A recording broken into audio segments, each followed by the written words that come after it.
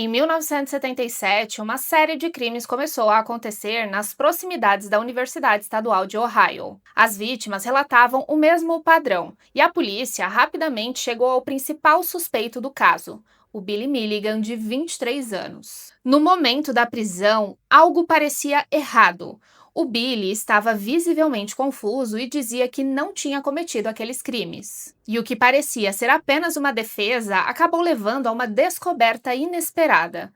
Segundo os especialistas, o Billy não tinha uma única personalidade. Ele tinha 24 personalidades diferentes dentro dele, e uma delas que cometeu todos esses crimes. Eu sou a Mari Reis e toda a semana eu trago histórias de crimes reais, terror e mistério. E se você gosta desse tipo de narrativa, já aproveita para se inscrever no canal e também deixa um like nesse vídeo para me ajudar na divulgação. Dito isso, então vamos para o caso de hoje. Em outubro de 1977, um crime aconteceu próximo ao campus da Universidade Estadual de Ohio.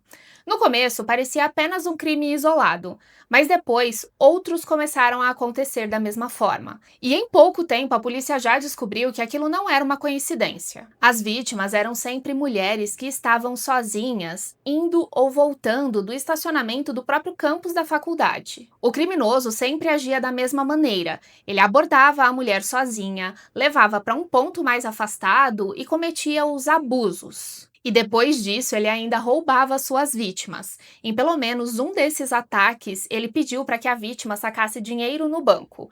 E isso mostrava para a polícia que não era um ataque impulsivo, era algo planejado e organizado. Depois de várias mulheres relatando esse mesmo ataque, o campus, que era considerado um local tranquilo, passou a se tornar um local de muito medo. As mulheres evitavam de sair sozinhas, principalmente durante a noite, e ali o clima era de muita tensão. E foi nesse cenário que a polícia já sabia que aquilo era feito por uma única pessoa e que todos os crimes estavam interligados. Eles começaram conversando com testemunhas, conversando com as vítimas, até que decidiram olhar com um pouco mais de calma para a cena do crime. E foi em um desses ataques que eles descobriram uma impressão digital no carro da vítima. Ao mesmo tempo, com base no depoimento das vítimas, os agentes conseguiram montar um retrato falado. E foi a partir desse momento que as informações começaram a ser cruzadas.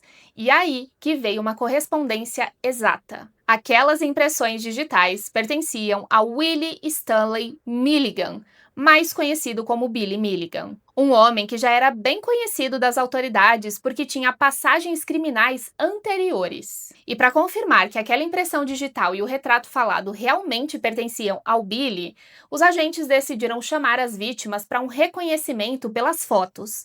E todas elas reconheceram o Billy como sendo o criminoso. Com isso, a polícia conseguiu um mandado de prisão e foi até a casa dele.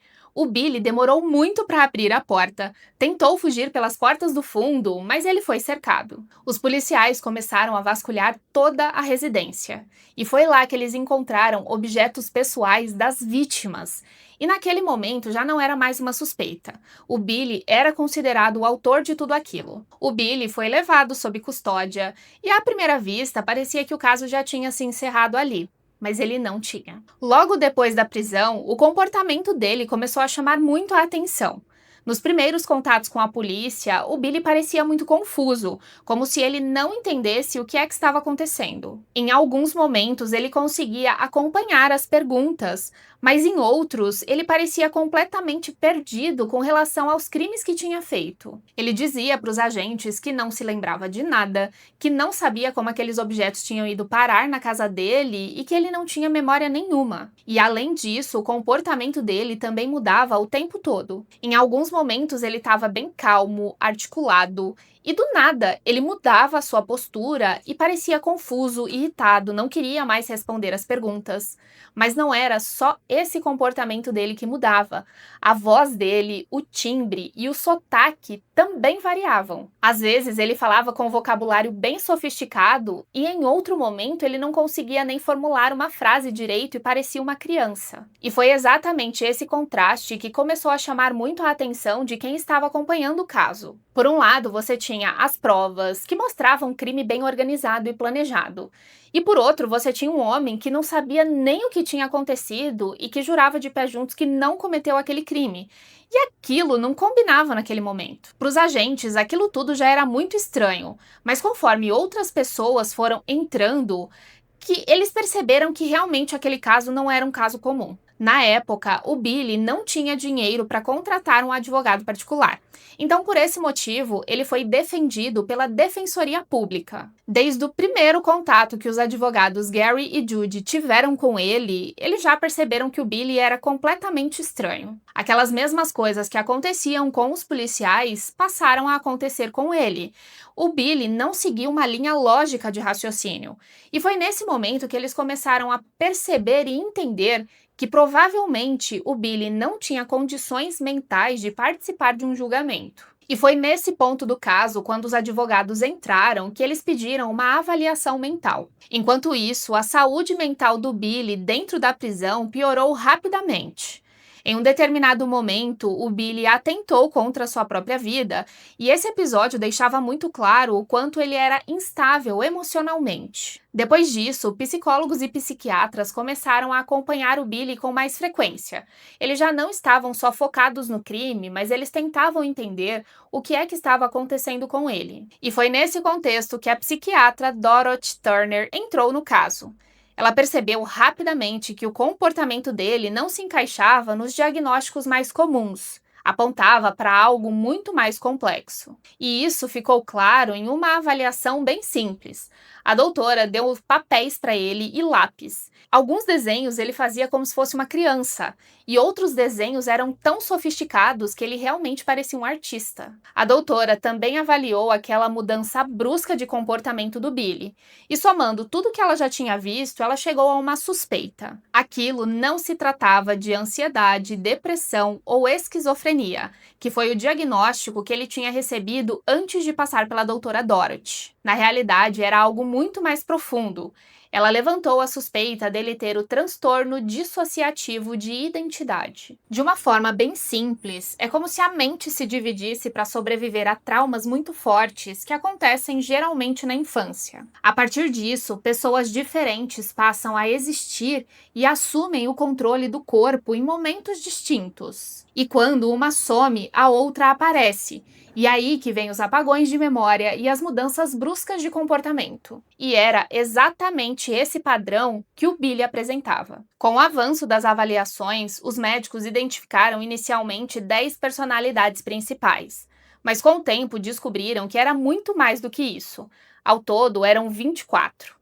Cada uma com um comportamento próprio e sem compartilhar as mesmas memórias. E isso também explicaria o fato do Billy não se lembrar de nada, e os médicos chamam de amnésia dissociativa. Quando uma outra personalidade assumia o controle, o Billy entrava em um estado de desligamento. Ele despertava horas ou até mesmo dias depois, sem saber aonde estava e o que é que tinha feito. Algumas identidades se comportavam como crianças, outras surgiam em momentos de controle ou defesa. Havia também estados ligados à agressividade. Entre eles, o Arthur se destacava por ser um perfil mais racional e intelectual. Esse tipo de dissociação servia como uma espécie de defesa. Em vez dele conseguir lidar diretamente com a dor, a mente dele se fragmentava. Naquela época, o diagnóstico era muito controverso e não se tinha um consenso, mas depois de tudo que eles observavam, o caso do Billy apontava para essa direção.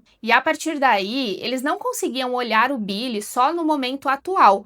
Eles precisavam voltar na infância dele para entender em que momento algo aconteceu para ele desenvolver esse transtorno. O Billy nasceu em 1955 em Miami Beach e cresceu em um lar familiar profundamente instável. O pai dele, Johnny Morrison, tinha problemas graves com álcool, depressão e violência.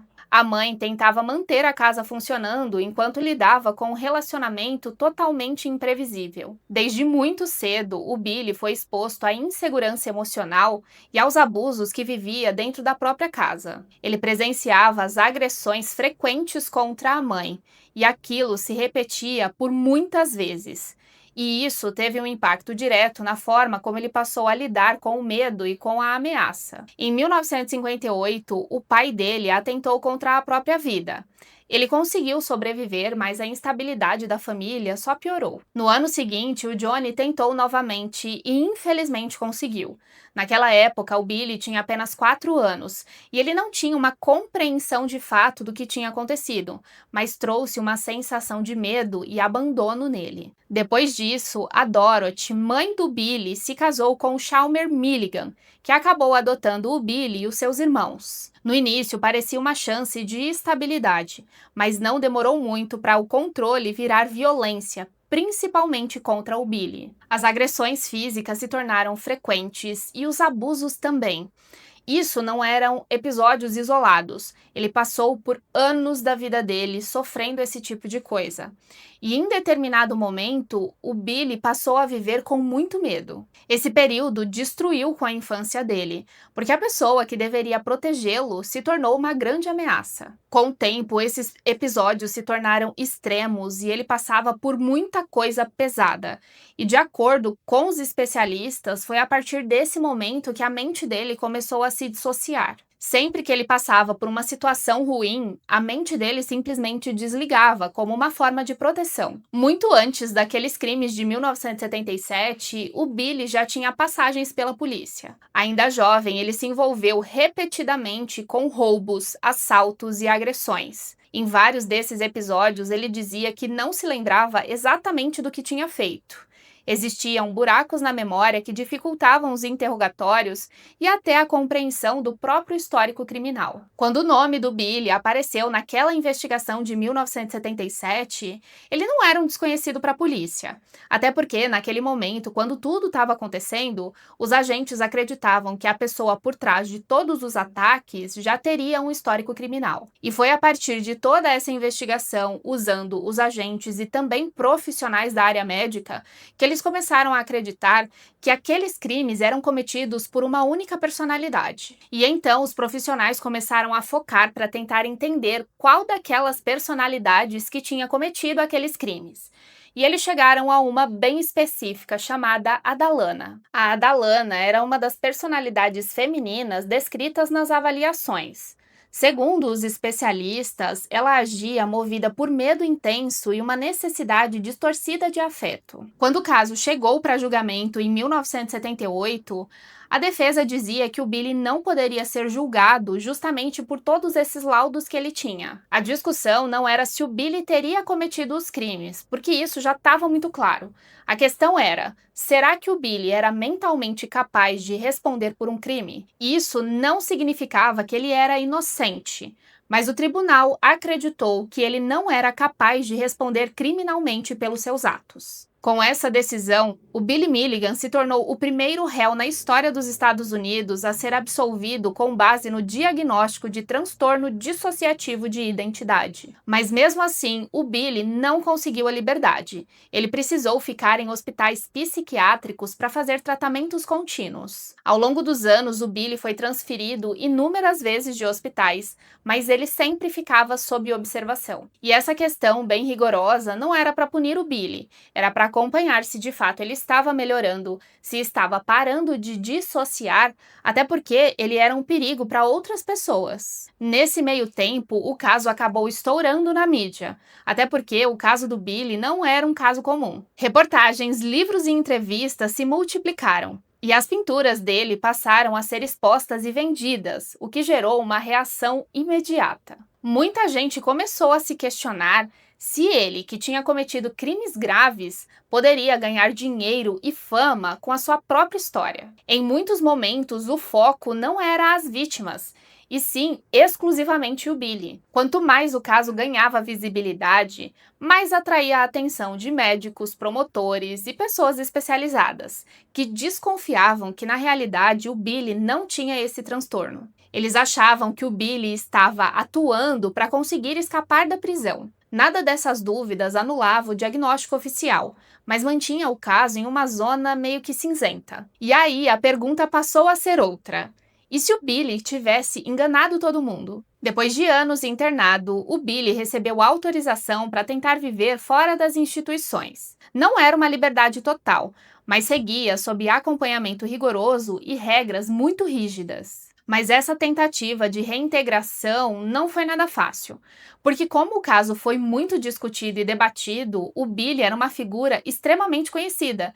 Então, aonde ele ia, ele passava por inúmeras situações, e em muitas delas ele era rejeitado. E por causa disso, ele passou a ter crises emocionais e comportamentos agressivos. Por causa disso, ele voltou para as instituições psiquiátricas e passou um tempo internado. Só que em 1986, ele fugiu de uma dessas instituições. Nesse período que ele ficou foragido, o Billy se mudou para Washington e assumiu a identidade de Christopher Carr. Lá ele passou a morar ao lado de um homem chamado Michael Maiden.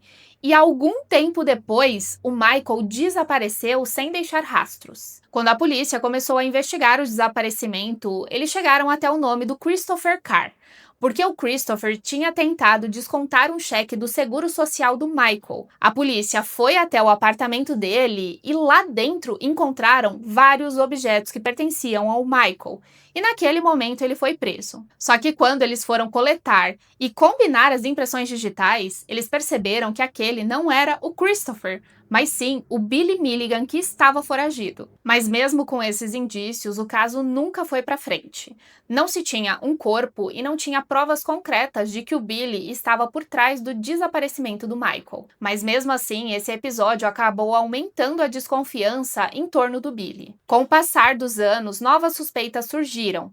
Além do desaparecimento do Michael, outras pessoas teriam sumido depois de se envolver com ele. Mas nenhum desses casos chegou a uma conclusão oficial, até mesmo porque eles não tinham provas concretas. Em alguns relatos, as pessoas próximas diziam que o Billy demonstrava uma confiança excessiva no fato dele não poder ser responsabilizado criminalmente, como se ele acreditasse que o diagnóstico o protegesse de qualquer consequência. Mesmo sem condenações, essas estranhezas e histórias mal explicadas envolvendo o Billy sempre trouxe uma desconfiança de que talvez muitas coisas que ele tenha feito nunca vieram à tona e que possivelmente o sistema tinha falhado. Conforme o tempo foi passando, a vida do Billy foi afundando a cada dia mais.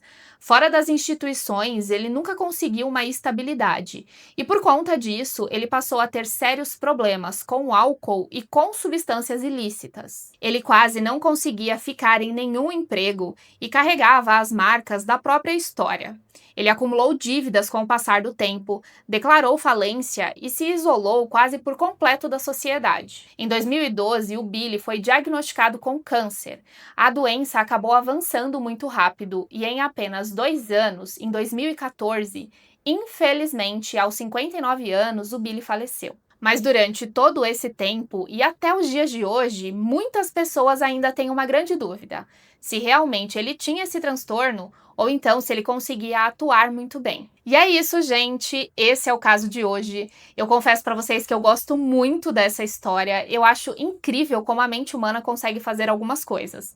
E, inclusive, esse caso serviu de inspiração para vários filmes, como O Fragmentado, Entre Estranhos e um documentário da Netflix chamado Monsters Inside, as 24 personalidades do Billy Milligan. E todos esses vale muito a pena assistir. E eu já quero desejar um feliz ano novo para você, que esse ano novo seja repleto de bênçãos, realizações e muito sucesso para vocês.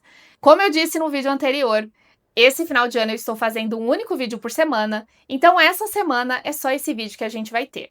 No começo de janeiro já volta tudo ao normal, tá bom? Gente, um grande beijo, obrigada por me acompanhar esse ano, obrigada por cada comentário, por cada like, eu agradeço do fundo do meu coração cada um de vocês. Agora sim, um grande beijo e até o próximo vídeo!